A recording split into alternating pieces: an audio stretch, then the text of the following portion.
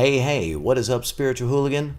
What is your ego? I like to call it the drunk monkey, but what is it? Have you taken time to contemplate and think about how it has come into being and what it is and how you start to overcome it so you can quiet your mind? That's what I want to talk to you about today. I want to actually read you a quote from my mentor, Dr. David Hawkins, in his book, Eye of the Eye. My name is Matthew Ferry, and I'm bringing you your daily enlightenment. It's your moment to pause, to slow down, and to get connected to enlightened perspectives. I want to help you quiet your mind and restore your peace. Now, to quiet your mind and restore your peace, you actually have to dismantle what is going on here in your mind.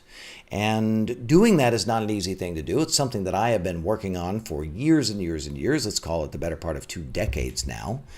And one of my mentors really inspired me to take this on. His name is Dr. David Hawkins. And I want to read you a quote today about what his thoughts were on what the ego is. And this thing really this idea set really drove me. And I think you're going to see how. So here we go. I'm going to show it to you if you're watching the video. If you are listening on the podcast, you're just going to have to imagine what the book Eye of the Eye looks like. And you can see this book is just ripped to shreds because of how much I've been reading it over the last, close to 15 years now. So he says, the ego can be thought of as a set of entrenched habits of thought, which are the result of entrainment of invisible energy fields that dominate human consciousness. And you'll see here, I can now lift the page right out because it's just falling right out. I have this completely underlined. And the reason being is that this idea really intrigued me. What is this? What do you mean the ego, which I call the drunk monkey, all that talking in your head, is a set of entrenched habits of thought? I got that part. Which are the result of entrainment. That one was like, what's entrainment? By invisible energy fields that dominate human consciousness. Entrainment, look up the definition if you want. It's fascinating, but to make a very simple way for you to think about it, if you stuck 4 grandfather clocks in a room together, and you started their pendulums all at different times, eventually they would all be synced up and swinging exactly the same way. They go into a state of entrainment where they're all in sync. An even crazier way to think about it is, and really only ladies can relate to this, if you took 4 women and you had them all live in the same house together, over time all of their menstrual cycles would sync up. And they would have their menstrual cycles in a very similar pattern. This is entrainment.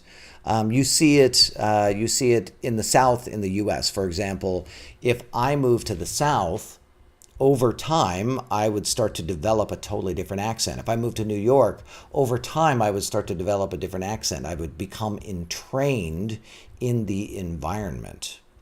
So what he's saying is that the ego, the drunk monkey, can be thought of a set of entrenched habits of thought. So these entrenched, right, like grooves, habits of thought that are the result of entrainment. So you are being influenced by, and then you now are syncing up with entrainment by invisible energy fields that dominate human consciousness. Now, I want you to know that I've read that so many times and thought to myself, what is this? Now, Doc Hawk himself did some phenomenal work in identifying the levels of consciousness, which is one aspect of invisible energy fields that dominate human consciousness.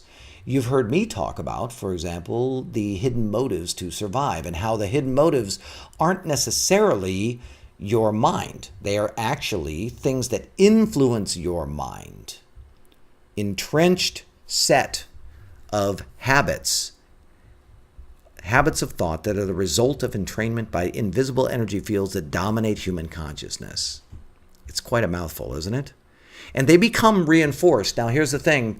People think that you think the way you think because of the people you hang around and where you live and all of that, and that's kind of true, but it's more like this. They become reinforced, these entrenched habits of thought, which are the result of entrainment of these invisible energy fields. They become reinforced by repetition and by the consensus of society. So that reinforces greed, grudge, hatred, victim, illogical rules, humble, traitor. That reinforces it. It reinforces the levels of consciousness. If you grow up in a very low conscious environment, then low conscious ideas dominate and get reinforced.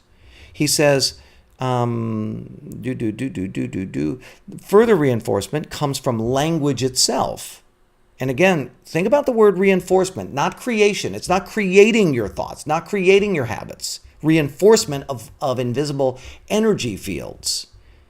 He says that to think in language is a form of self-programming. He says that the use of the prefix I as the subject, and therefore the implied cause of all actions, is the most serious error and automatically creates a duality of subject and object. We'll talk about that one later. But to overcome the gravity of worldly thoughts and beliefs requires the work of implementing the decision of the spiritual will to deprogram consciousness. Now, I think that you and I together, we have done that. And right now in the Daily Enlightenment, we've kind of locked arms and said, we're going to use our will together to deprogram consciousness. We're not deprogramming the mind. When you come to one of my events, like Epic Life Live, we work on deprogramming consciousness. That's what gets the mind to go quiet. If you're in the mastermind, we spend a year deprogramming consciousness. That's what makes the mind go quiet. When you read my book, Quiet Mind, Epic Life, what's happening is I'm helping you to deprogram consciousness, not the mind. The mind is the result of consciousness. The thinking is the result of consciousness.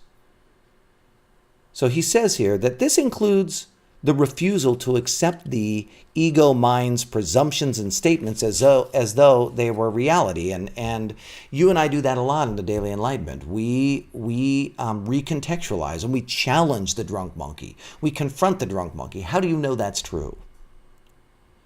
He says, instead, there's an insistence on a higher understanding. And you and I together have been working on that insistence. Familiarity with more compassionate viewpoints of life tends to potentiate them.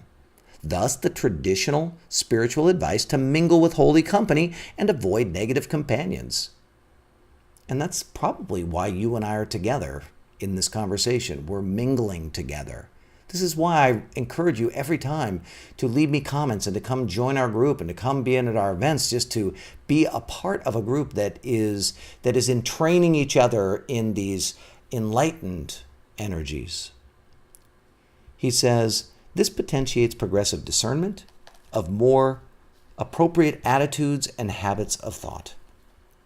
So what did this make you think? I want to know. I want to understand where you are when I read these kinds of things to you or we have these conversations.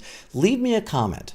Leave me a comment. I want you to like this video. You watched it all the way through, or this Daily Enlightenment podcast. I want you to share it with the people that are in your life.